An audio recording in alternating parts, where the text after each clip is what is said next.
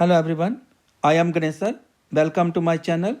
In this video, I will solve question number 8 of exercise 10.5 chapter Circles class 9th Mathematics. इस question में हमें क्या given है? If the non parallel sides of a trapezium are equal, एक हमारे पास trapezium है जिसकी non parallel sides क्या है? Equal. Prove that it is a cyclic. हमें क्या प्रूव करना है कि ट्रेपीजियम जो है वो साइक्लिक है. साइक्लिक का मीनिंग होता है कि जो भी ट्रेपीजियम है उसके वर्टिसेस सर्कल पे लाई करते हैं. तो करते हैं इसको सॉल्व. यहाँ पे हमारे पास एक ट्रेपीजियम दी गई है. सपोज ट्रेपीजियम है हमारे पास A B C D, A B और सी डी, और इसकी जो नॉन पैरेलल साइड्स हैं वो इक्वल हैं. ए बी सी डी एक ट्रेपेजियम आ गई, नॉन पैरेलल साइड्स है ए बी और डी सी जे इक्वल दी गई है, और ए डी पैरेलल है बी सी. ट्रेपेजियम में one pair of opposite sides are parallel होती हैं. तो इसका लिखते हैं पहले हम यहाँ पे सॉल्यूशन में गिवन. तो गिवन क्या हमारे पास? A B C D is a trapezium, और इस ट्रेपेजियम में हमें ए डी किसके पैरेलल है? बी सी के, और साइड जो A B non parallel side है वो किसके इक्वल है? डी सी के. टू प्रूव, हमें क्या प्रूव करना है कि A B C D is a cyclic trapezium है. जी क्या जी? साइक्लिक ट्रेपेजियम है. तो यहाँ पे हमें कंस्ट्रक्शन स्टेप लेना है एक. इस कंस्ट्रक्शन स्टेप में क्या करना हमें? यहाँ ए ई जो है वो पैरेलल ड्रा करनी है किसके? डी सी के. ए ई किसके पैरेलल ड्रा करनी है? डी सी के. तो draw A E parallel D C, जो मीट करिए बी सी को in E. To meet B C in E में करते हैं इसका प्रूफ. देखिए अब ये जो फिगर हमारे पास बनी ए ई सी डी, ये क्या बन जाएगी?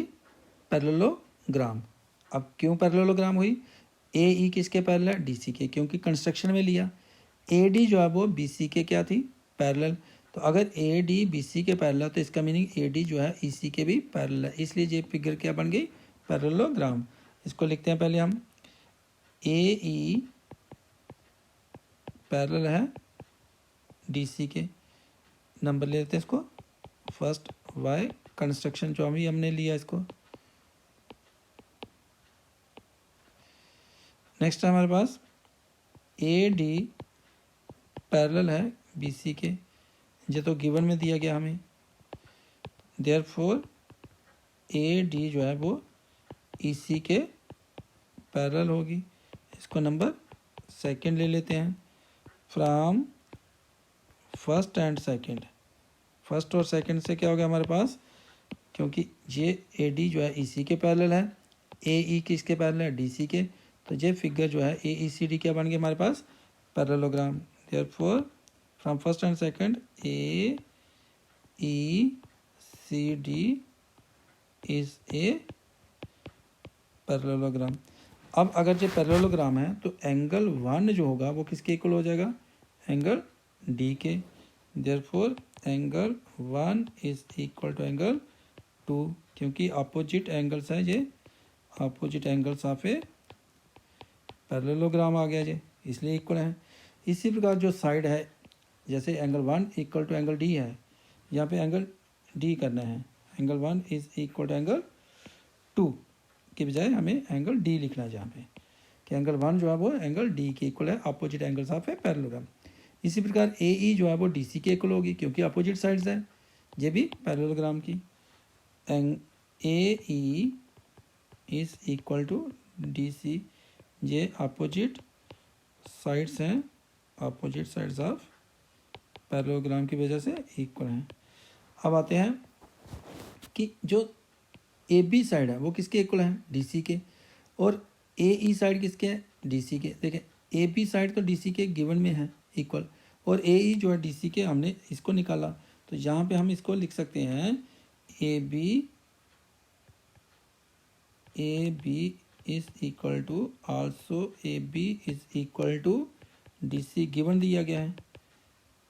तो देयरफॉर अगर इसको देखें हम, therefore A B is equal to D C is equal to A E हो गया। अब आते हैं हम इससे, हमें ये ए बी ए ई और डी सी इक्वल हो गया, तो इस ट्राइंगल में आ जाते हैं, in triangle A B E में। अब जहाँ पे हम लिखते हैं in triangle A B E में, इस ट्राइंगल में ए बी जो है वो किसके इक्वल आ गया हमारे पास, ए ई के। यहाँ से हमने ले लिया ए बी किसके इक्वल आ गया, ए ई के।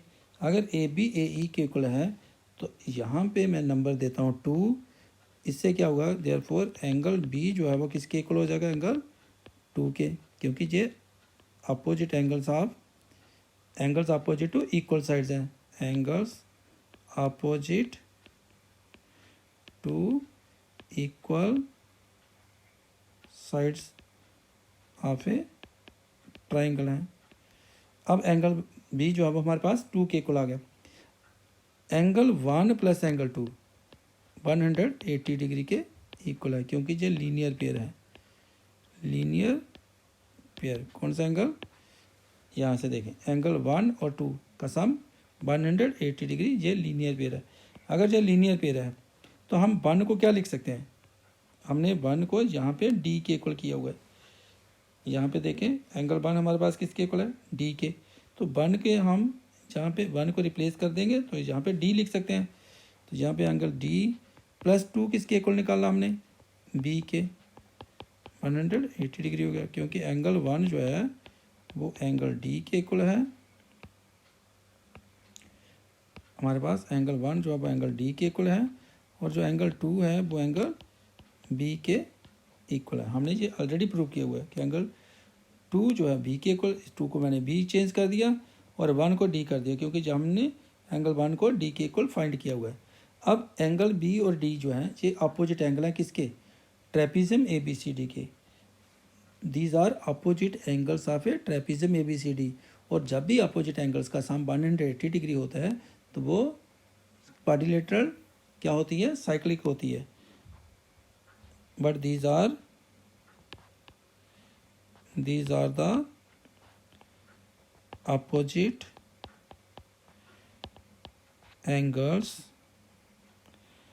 of a trapezium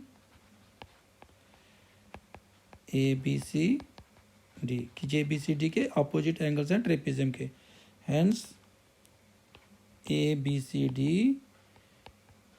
is a cyclic trapezium।